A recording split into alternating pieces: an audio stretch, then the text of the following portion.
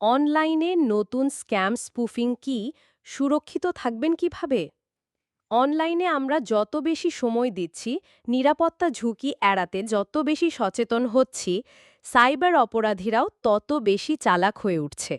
অন্যের তথ্য হাতিয়ে নিতে বেছে নিচ্ছেন নিত্য নতুন প্রতারণার পথ। সম্প্রতি বেড়েছে তেমনই এক প্রতারণা, স্পুফিং, যেখানে অন্যের পরিচয় ব্যবহার করে হাতিয়ে নেওয়ার চেষ্টা করা হয় গুরুত্বপূর্ণ তথ্য। স্পুফিং কি? ধরুন, আপনি হুট করে ফেসবুকের পাসওয়ার্ড ভুলে গেছেন। পাসওয়ার্ড ভুলে যাওয়ার অপশানে ক্লিক করতেই ফেসবুক জানালো আপনাকে একটি ইমেল করা হয়েছে। কিন্তু ইমেল খুলতেই দেখলেন দুটি বার্তা এসেছে। ৭-৫ না ভেবে শেষ ইমেলটাতেই ঢুকলেন। কিন্তু কিছুক্ষণ পর বুঝতে পারলেন আইডিটি আর আপনার হাতে নেই। কিন্তু আপনার ভুলটা কোথায় হয়েছিল? ভুল হয়েছিল সেই ইমেলটা দেখতে। যে ইমেলে আপনি ঢুকেছিলেন সেটা ফেসবুক থেকে পাঠানো মনে হলেও আদতে তা ছিল না, ছিল ফেলবুক নামক একটি প্রতিষ্ঠানের। দেখতে হুবহু ফেসবুক মনে হওয়ায় সেই ফাঁদে পা দিয়েছেন আপনার মতো অনেকেই। একই রকম দেখতে ইমেলকেই ধরা হয় স্পুফিংয়ের টোপ হিসেবে। যখন কেউ অন্য কারোর পরিচয় ধারণ করে সাইবার আক্রমণ চালায়, তখন সেটাকে বলে স্পুফিং। জাল ইমেল। ওপরের উদাহরণের মতো করেই জাল ইমেল কাজ করে। দেখে মনে হতে পারে খুবই গুরুত্বপূর্ণ কোনো তথ্য কিংবা বার্তা এসেছে, কিন্তু সেখান থেকে লগইন করতে গেলে বা সমস্যার সমাধান করতে গেলে আপনাকে নিয়ে যাবে একই রকম দেখতে এক ওয়েবসাইটে, যেখানে আপনি আপনার লগইন তথ্য দিলে তা সরাসরি প্রতারকদের হাতে চলে যাবে। Phishing text message. হুট করে ফোনে একটা বার্তা পেলেন আপনার অনলাইন ওয়ালেটে ২,০০০ টাকা জমা হয়েছে। এটি দেখতে লিংকে ক্লিক করুন।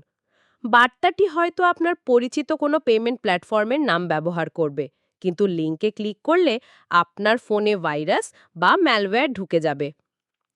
ছদ্মবেশী ফোন কল। ব্যাংক কিংবা অনলাইন ব্যাংকিং সেবা থেকে ফোন এলো আপনার ব্যাপারে তথ্য নিতে।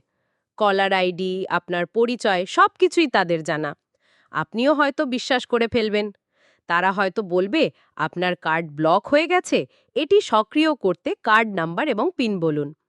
তথ্যগুলো দিয়ে ফেললেই সর্বনাশ। তথ্যগুলো ব্যবহার করে প্রতারকরা আপনার অ্যাকাউন্ট খালি করে ফেলতে পারে মুহূর্তেই। স্পুফিংয়ের শিকার হওয়া থেকে বাঁচতে হলে কয়েকটি সাধারণ নিয়ম মেনে চলা জরুরি। অচেনা নম্বর থেকে সতর্ক থাকুন।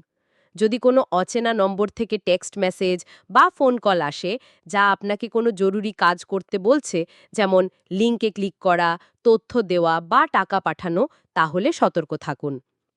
সরাসরি যোগাযোগ করে নিশ্চিত হন। যদি কোনো ব্যাংক বা আর্থিক প্রতিষ্ঠানের পক্ষ থেকে জরুরি বার্তা পান, তবে সেই প্রতিষ্ঠানের অফিসিয়াল নম্বরে যোগাযোগ করুন। মেসেজ বা ফোন কলে দেওয়া নম্বর বা লিংকের ওপর ভরসা করবেন না। জরুরি অনুরোধ এড়িয়ে চলুন।